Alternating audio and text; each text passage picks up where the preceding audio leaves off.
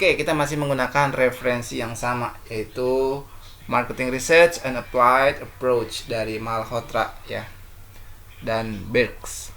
Oke, kemudian apa sih definisi dari research design itu sendiri?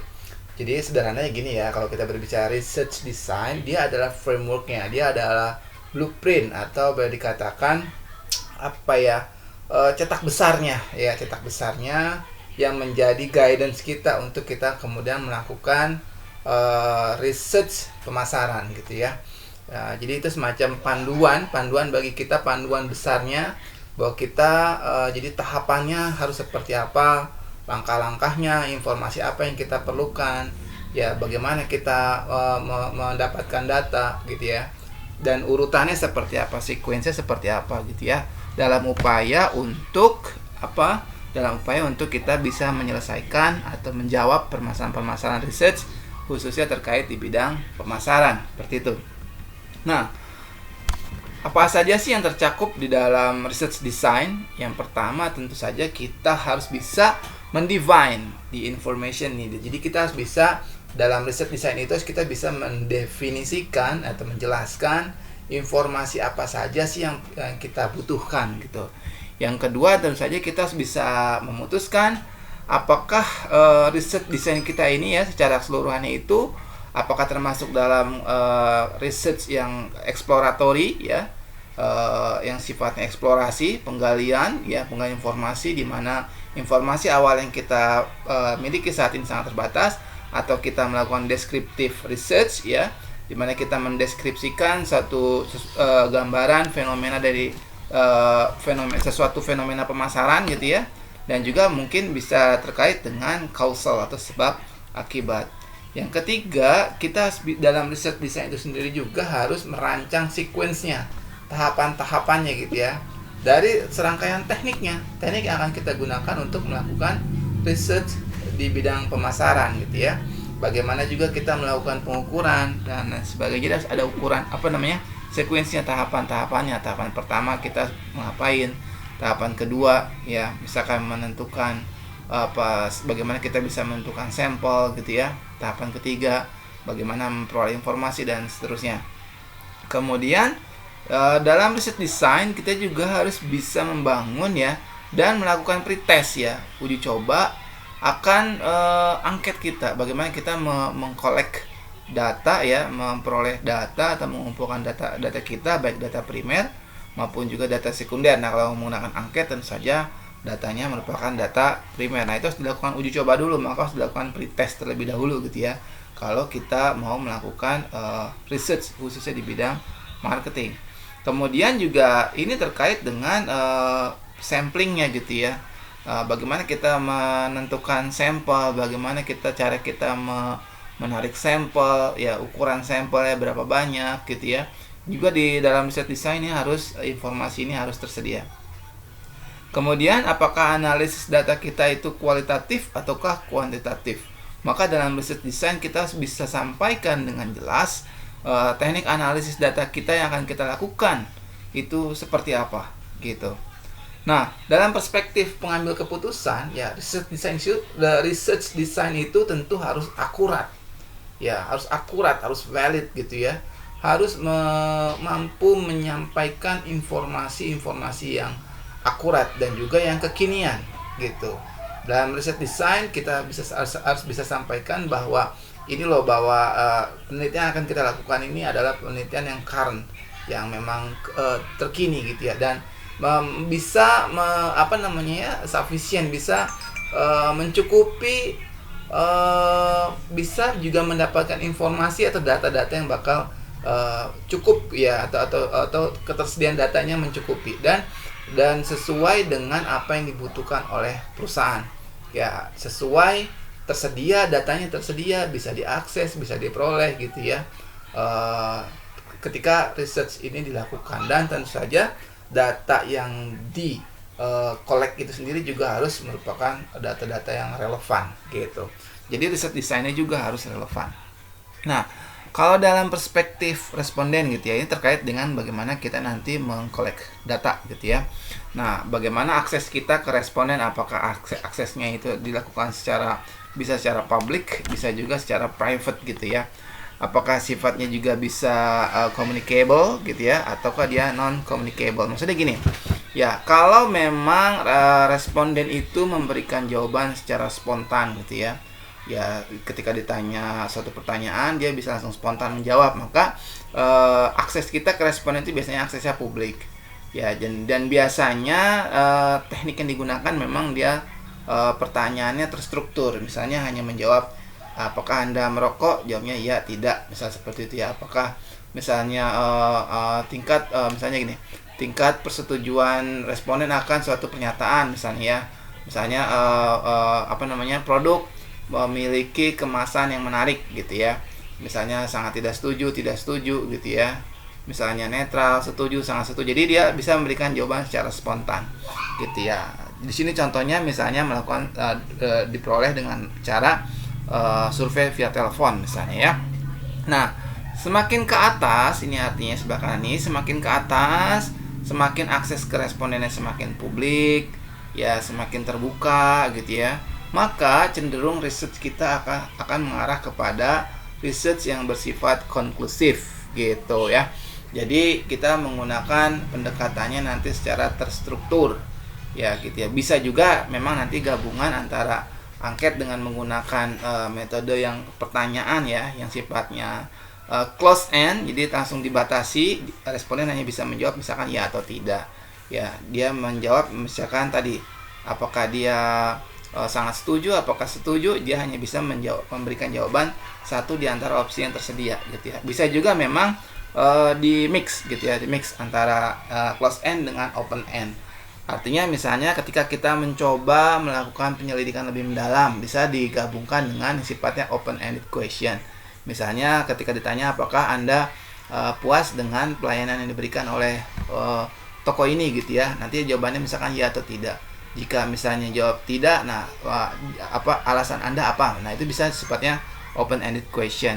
Nah semakin ke atas memang akan cenderung masuk ke dalam research yang sifatnya konklusif. Sedangkan semakin ke bawah akan cenderung kepada research yang mengarah kepada klasifikasi research exploratory ya. Jadi biasanya kalau exploratory itu dia sifatnya penggalian informasi yang secara secara mendalam, dan memang dilakukan tekniknya itu misalkan dengan interview yang sifatnya tidak terstruktur ya. Dia akan menggali informasi gitu ya, dan juga melalui observasi seperti itu. Oke, sekarang bagaimana sih kita memahami responden gitu ya, sehingga kita bisa memilih ya teknik research yang memang optimum gitu ya. Yang pertama kita pahami dulu ya nature dari responden kita. Seperti apa sih gambaran alamiahnya gitu ya dari responden kita? Gimana profil ya, responden kita? Kondisinya seperti apa? Berada dalam segmen yang mana? Ya karakteristiknya seperti apa gitu ya.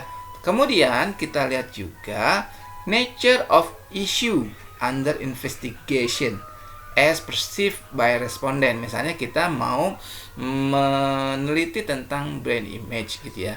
Nah kita harus tahu juga bagaimana sih responden itu mempersepsikan ya atau merasakan dari image dari suatu brand misalnya seperti itu ya. Gimana sih nature-nya? Ya yang terkait dengan isu akan topik yang akan kita kaji. Kemudian juga konteksnya ya, konteks or environment where respondent is question. Maksudnya konteks riset kita mau dalam konteks apa nih gitu. Apakah dalam konteks misalnya produk-produk yang sifatnya high involvement gitu ya, ataukah yang low involvement misalnya seperti itu, yang memerlukan keterlibatan konsumen yang tinggi. Misalnya kalau responden konsumen mau pembelian produk barang mewah gitu ya, atau membeli misalnya produk mobil, maka pasti ada involvement yang tinggi. Jadi dia akan mencari banyak informasi dan akan banyak berinteraksi di situ. Tapi kalau untuk produk-produk yang katakanlah misalkan produk yang convenience good gitu ya, mungkin responden atau konsumen ya involvementnya rendah gitu ya. Seperti kita kalau mau beli air minum ya, tentu kita tidak akan terlalu banyak menggali informasi dibandingkan kita kalau akan membeli misalnya produk tadi kendaraan mobil seperti itu ya. Nah ini klasifikasi risetnya yang tadi saya digambar sebelumnya kan, tadi semakin ke atas akan cenderung mengarah ke conclusive research. Sedangkan kalau yang semakin ke bawah ya semakin private aksesnya kepada responden, maka akan cenderung mengarah kepada exploratory research gitu ya. Nah, itu terkait memang research design itu sendiri ada terbagi dua klasifikasinya ya. Ada exploratory design dan ada conclusive design. Ya, itu terkait dengan exploratory design itu kan berarti desain researchnya yang masuk dalam research research exploratory gitu ya. Dicirikan dengan apa? Dicirikan dengan ya pendekatannya itu fleksibel dan dia terus berkembang gitu ya.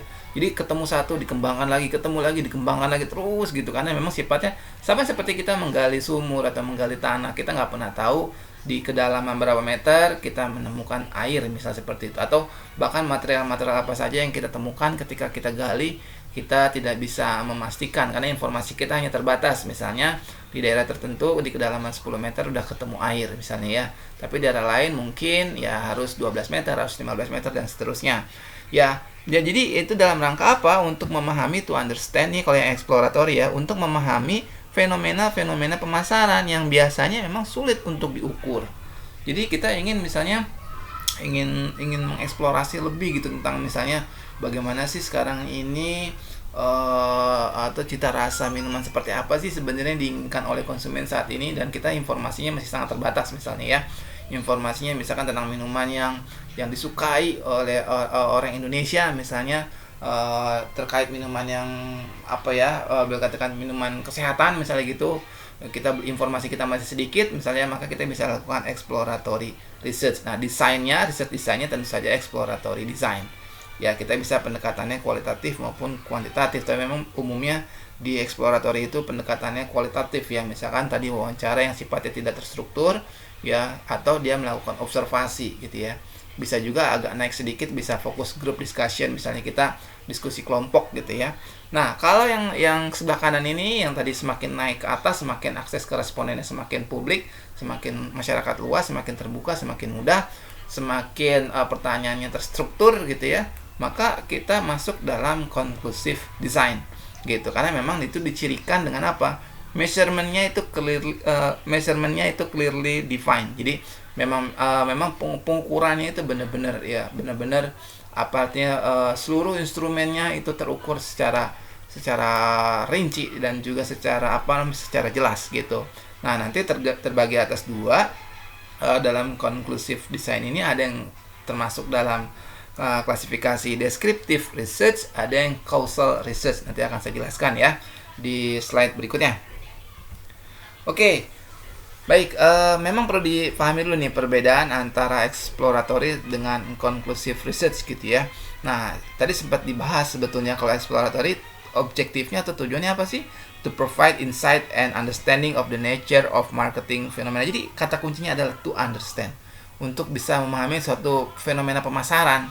Sedangkan kalau konklusif, kita kata kuncinya atau tujuan yang mau dicapai adalah to measure, untuk mengukur. Jadi dia untuk menguji spesifik hipotesis yang spesifik, yang rinci, spesifik yang jelas, hipotesis yang betul-betul memang berbasis satu research empiris yang dilakukan sebelumnya gitu ya. Kita menguji hubungan antar variabel, kita menguji hubungan antara misalnya apakah citra merek kita ini ada hubungannya dengan minat beli, misalnya seperti itu. Jadi konklusif sifatnya untuk mengukur, sedangkan kalau exploratory sifatnya untuk kita bisa dapat memahami gitu ya, untuk bisa memahami. Nah, memang ciri-cirinya biasanya informasi yang kita perlukan agak kurang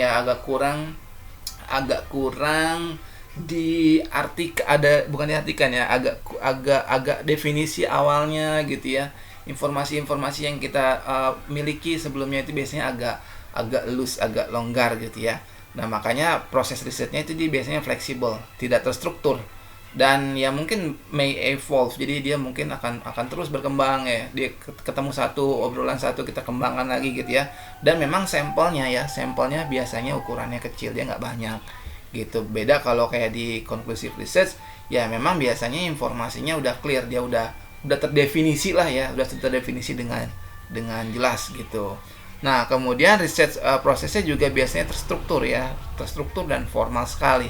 Sampelnya biasanya juga dia ukuran sampelnya besar. dan apa namanya ya, yang dan diharapkan tentu saja representatif. Nah, tadi dikatakan bahwa exploratory bisa kualitatif, bisa kuantitatif. Ya, memang umumnya atau pada umumnya gitu ya dilakukan secara kualitatif, sedangkan kalau di konklusif ya cenderung untuk di kuantitatif gitu ya. Nah, ini metode-metodenya juga seperti yang bisa digunakan. Kalau exploratory tadi sudah saya sampaikan, misalkan dengan expert survey, kita tanya ke kepada para pakar gitu ya, kita melakukan FGD di situ, diskusi kelompok dengan pakar misalnya untuk menggali atau untuk memahami satu fenomena pemasaran gitu. Nah, kalau di konklusif ya yang umum digunakan metodenya tentu saja survei seperti itu ya, dan observasinya terstruktur ya, dan marketing juga eksperimen itu sangat sering dilakukan. Oke, sekarang kita fokus ke konklusif research saja ya. Dalam pembahasan sekarang ini kan di research design, kita bahas di conclusive design gitu ya. Jadi kalau bicara descriptive research, dia adalah salah satu bagian ya dari conclusive research, dengan tujuan utamanya apa? Tujuan utamanya adalah description of something. Jadi bagaimana kita tujuan riset kita adalah mendeskripsikan sesuatu. Ya biasanya sesuatu ini apa ya? Ciri-ciri pasar ya. Misalnya apa? Misalnya kita mendeskripsikan tentang ukuran pasar, buying power gitu ya, jadi kemampuan daya beli gitu, dari konsumen kita, market share gitu ya, kemudian ya apa ya, image gitu, kita pengen tahu image perusahaan itu di image image satu brand di masyarakat itu seperti apa, di konsumen itu seperti apa gitu ya. Itu penjelasan dari descriptive research gitu. Nah, oke, sebelumnya dalam descriptive research ini terbagi dua lagi klasifikasi desainnya. Ada yang sifatnya cross sectional, ada yang longitudinal gitu ya. Ini maksudnya apa? Jadi kalau dalam cross sectional itu, jadi pengambilan data itu di satu waktu, terdiri atas dua, ada single cross sectional dengan multiple cross sectional. Maksudnya apa ya? Kalau single berarti dia bisa hanya diambil satu sampel dan diambil satu waktu. Sedangkan kalau multiple bisa dua atau lebih sampel. Ya, dan juga sama diambil hanya satu kali. Sedangkan kalau longitudinal itu berarti responden yang sama diukur tidak hanya di satu waktu. Gitu ya. Kalau cross section misalnya saya bertanya ke 5 orang gitu ya. Saya tanya, nah hanya ditanya di saat itu saja. Gitu. Sedangkan kalau longitudinal misalkan saya bertanya 5 orang, saya tanya misalnya di minggu ke-1, nanti saya tanya lagi di minggu kedua, ditanya lagi minggu ketiga dan seterusnya gitu. Jadi ada periode 1, periode 2 dan seterusnya. Itu longitudinal. Jadi ada runtun waktu di situ ya. Nah, ini perbedaannya lah kali, bukan perbedaannya. Mungkin dalam cross sectional ya bisa saja ada terjadi misleading gitu ya. Bisa saja datanya nggak berubah gitu. Jadi misalnya saya melakukan research di bulan September ya. Saya research kepada saya melakukan survei kepada 1.000 orang, 1.000 responden. Ya misalnya dari 1.000 responden tersebut ya, yang memilih membeli suatu produk ya dengan brand A ada 200 misalnya ya, brand B 300, brand C 500 ya. Saya lakukan lagi survei di bulan Oktober. Kalau cross section respondennya udah beda lagi gitu ya, bukan responden yang sama. Respondennya udah beda lagi, tapi tetap misalnya ada 1.000 responden. Ya, bisa saja tetap sama, bisa saja tetap sama. Jadi nggak ada perbedaan gitu, nggak ada perubahan. Bisa saja yang brand A tetap 200, brand B tetap 300, brand C juga tetap 500. Tapi kalau longitudinal ya, longitudinal bisa saja terjadi perubahan yang sifatnya substantif gitu ya. Misalnya nih, ya di periode 1 ini 1.000 orang ini adalah 1.000 orang yang sama. Jadi saya bertanya ke 1.000 orang di bulan September gitu ya. Nanti bulan Oktober saya tanya lagi, dan 1.000 orang itu adalah 1.000 orang yang sama. Paham ya? Misalkan saya nanya ke periode pertama saya nanya ke Ali, Amir, ya Amin misalnya, dan seterusnya. Nanti periode kedua juga saya nanya lagi ke orang yang sama, ke Ali, Amir, Amin dan seterusnya. Seperti itu ya, sebanyak 1.000 orang. Bisa aja dia berubah. Bisa saja ketika di periode 1 ada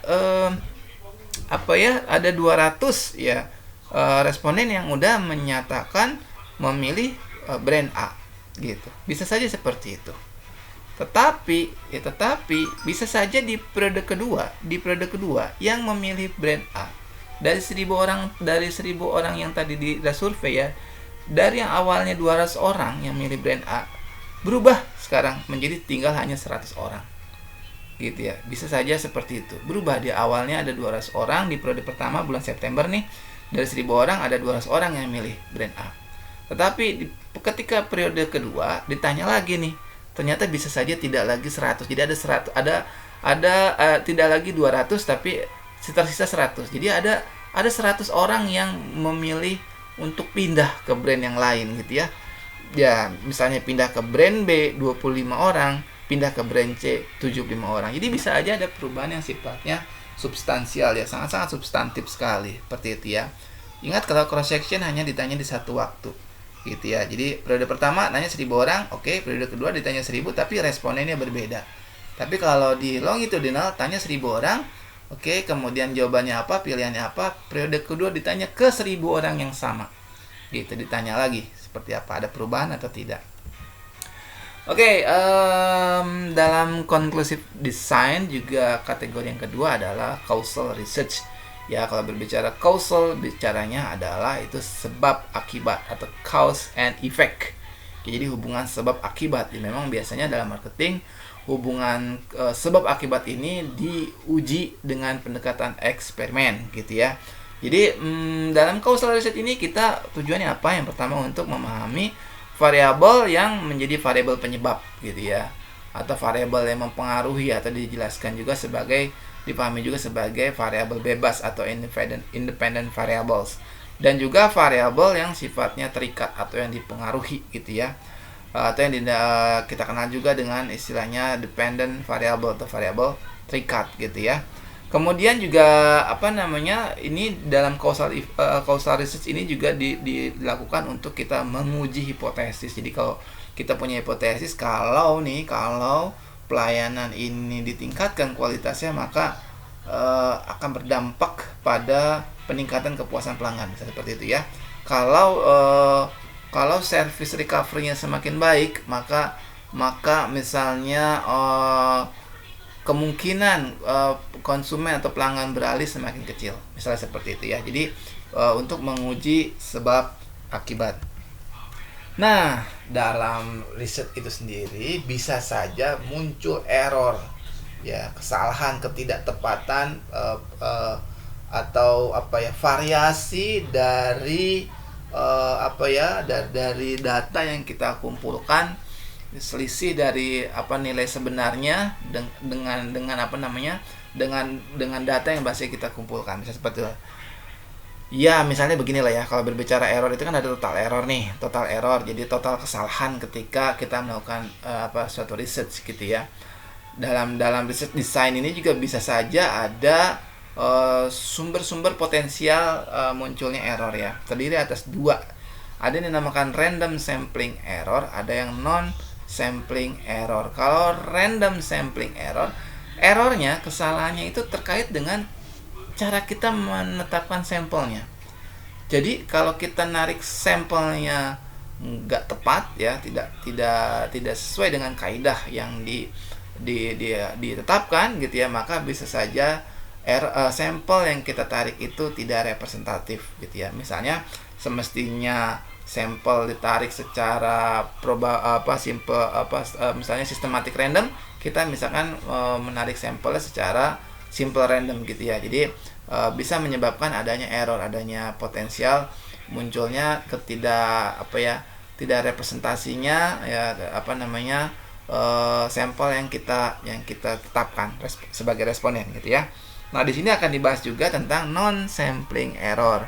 Nah, non sampling error ini terbagi dua, ada response error, ada non response error. Jadi bisa saja responden kita tepat nih, kita udah narik sampel dengan tepat, teknik samplingnya udah bener. Misalnya kita menggunakan random sampling, kita misalnya menggunakan systematic random sampling. Jadi kita menarik sampel secara sistematis gitu ya. Kita buat dulu segmen-segmen berdasarkan misalkan berdasarkan tingkat penghasilannya, kemudian baru kita tarik sampel di situ ya. Walaupun teknik sampling kita udah benar, bisa juga muncul adanya non sampling error. Jadi tingkat kesalahan yang berasal bukan dari teknik penarikan sampel yang kita lakukan, tapi bisa dari respon errornya gitu ya. Terbagi atas 3, bisa karena memang error dari kita sebagai researcher nih, kita yang error. cara kita ngukurnya salah misalnya gitu ya, mendefinisikan populasinya keliru ya, informasinya juga tidak sesuai dengan yang memang semestinya. Kalau kita misalnya kita mau mengkaji tentang consumer choice ya, tapi yang kita ambil misalnya terkait dengan consumer preference misalnya seperti itu ya, jadi nggak mengukur sesuai yang akan kita kaji gitu ya. Bisa juga sampling frame-nya keliru, kita membuat sampling frame-nya, jadi kita memetakan kerangka sampelnya salah gitu ya. Misalnya kita ini produk-produk yang lux gitu ya, tapi kita sampling frame-nya misalnya kita campur bahwa ada responden misalnya dari sampelnya kita tarik dari yang penghasilan bawah, penghasilan menengah, penghasilan atas. Nah itu menjadi kita jadi researcher ya, kita kesalahan dari kita, atau cara kita analisis datanya salah. Harusnya tekniknya misalnya non parametrik, kita gunakan parametrik, itu juga jadi kesalahan, muncul error dari kita dari sebagai peneliti. Bisa juga errornya muncul dari interviewernya, jadi orang yang terjun ke lapangan untuk ngambil datanya ya, baik yang melakukan survei melalui angket misalnya, maupun juga melakukan wawancara misalnya, cara memilih respondennya gitu ya.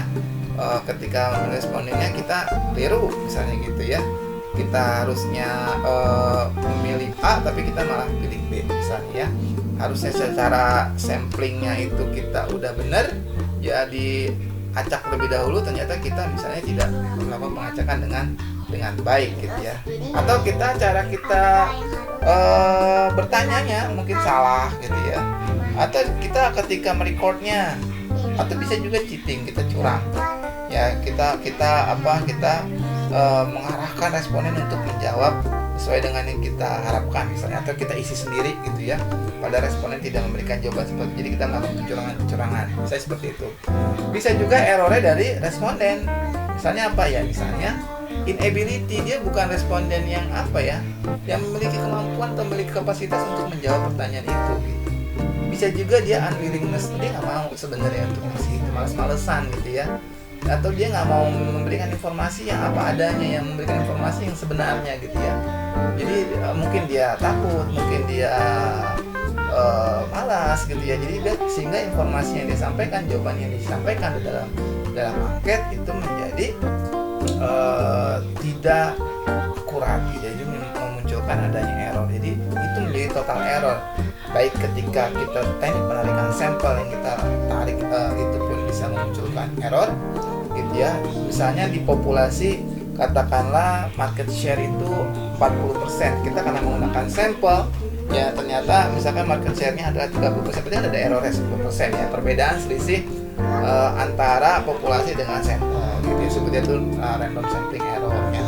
Nah kalau non sampling error-nya ya tadi misalnya ya kalau terkait dari error dari responden ya, dia mungkin memang nggak memiliki kapasitas untuk menjawab pertanyaan itu ya, dan juga mungkin dia nggak mau memberikan jawaban yang sebenarnya gitu, yang memang yang sesuai dengan konteks penelitian yang sedang kita lakukan.